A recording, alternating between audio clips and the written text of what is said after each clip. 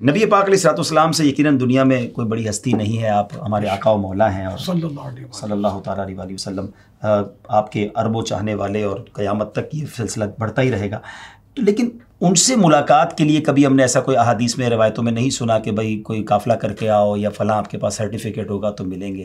مگر آپ سے ملنے کی بڑی شرائط ہیں جناب۔ کہتے ہیں مدنی قافلہ ہونا چاہیے یا فلاں کوئی سرٹیفکیٹ ہونا چاہیے۔ اب لکھنے والا یا بھیجنے والے نے یہ بھیجا کہ میرے بھی تو آپ پیر ہیں، تو کیا مجھے اپنے پیر سے ملنے کا کوئی حق نہیں ہے؟ میرے پاس تو کچھ بھی نہیں ہے ان میں سے شرط پوری، تو اتنا مشکل کیوں ہے آپ سے ملنا؟ سرکار صلی اللہ علیہ وسلم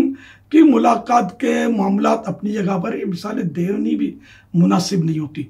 سرکار صلی اللہ علیہ وسلم کی شان اور ہم لوگ گناہ گار لوگ کا، تو میرا مسئلہ یہ کہ اگر پہلے میں ملتا تھا، آپ کو اگر یاد دلاؤں تو ایک بار بوڑھوں کا مدنی مذاکرہ تھا، جی بزرگوں کا، ٹھیک ہے نا، تو اس میں رات کو یہ مدنی مذاکرہ ہوا، پھر اپنے حساب سے ہم نے ملاقات کا سلسلہ شروع کیا، اور ملک بھر سے بزرگ حضرات تشریف لائے تھے، تو یہ مطلب اتنا ہجوم ہوا، ہم نے ٹائم رکھا تھا بھائی اتنے ٹائم میں ٹوکن حاصل کر لیں، اور عمر 50 سال یا اس سے اوپر کی عمر، تو مطلب جہاں ٹوکن مل رہے تھے یہ بزرگوں نے ان پر دھاوا بول دیا، 50 سال سے اوپر لوگوں والوں نے دھاوا بول دیا، ان کے ٹیبل کرسیاں الٹ پلٹ ہوئی، یہ بھاگ کر جان بچائی ان لوگوں نے۔ اللہ ہاں، تو یہ بھی ہوا تھا، اور یہ ملاقات چلی تھی، آپ کو حیرت ہوگی کہ دن 11 بجے تک، فجر کے بعد بھی اور صبح 11 بجے تک فجر کی نماز کا ہم نے وقفہ دیا تھا، وقفہ دیا تھا، فجر کی نماز فجر کی ذرا میں نے بھی پڑھنی تھی اور لوگوں نے بھی پڑھنی ہے، تو پھر فجر کی نماز کے بعد پھر ملاقات شروع ہو گئی، تو میرے کو یاد پڑتا ہے تقریباً 11 بجے تک چلی تھی۔ اللہ اکبر۔ تو یہ اس طرح کے جو غلط فہمیوں کا شکار ہوتے ہیں نا، انہوں نے صرف شاید سنا ہوتا ہوگا، انہوں نے قریب اگر دیکھا نہیں ہوتا۔ ایک ماضی کی یاد آئی، غالباً فیصل آباد میں اجتماع تھا، یا اپنے دھوبی گھاٹ میں بہت بڑا اجتماع ہوتا تھا وہاں، جب میں کراچی سے چلتا تھا سندھ میں داخل ہوتا، پھر پنجاب تو خیبر پختونخوا، اس طرح یہ دورہ ہوتا تھا، دعوت اسلامی کے شروعات کا دور بتا رہا ہوں۔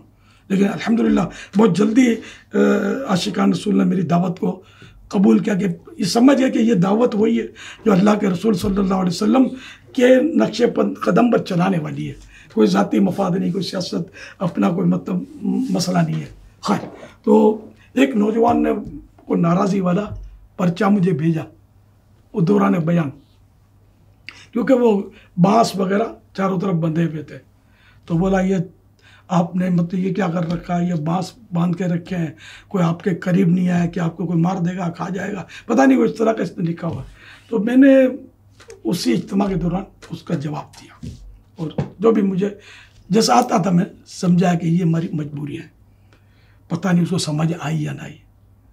اچھا، پھر جب یہ دعا وغیرہ ختم ہوئی، صلاۃ والسلام ہو گیا، وہ پبلک نے جو دعا بولا اور یہ کراس کر کر کے گریل جو تھی نا،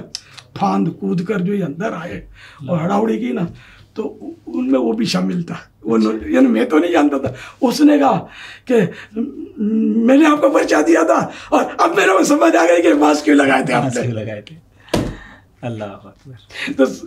خود دیکھا تو اس کی سمجھ میں آیا، ورنہ اس کو بھی ہو کہ یہ کیا یہ تماشا لگا رکھا ہے، ماسک کیوں باندھے، کھا جائے گا، کوئی قریب تو جا نہیں رہا اس کے، لیکن پتہ چل گیا۔ سلام علیک یا رسول، سلام علیک یا حبیب، سلام علیک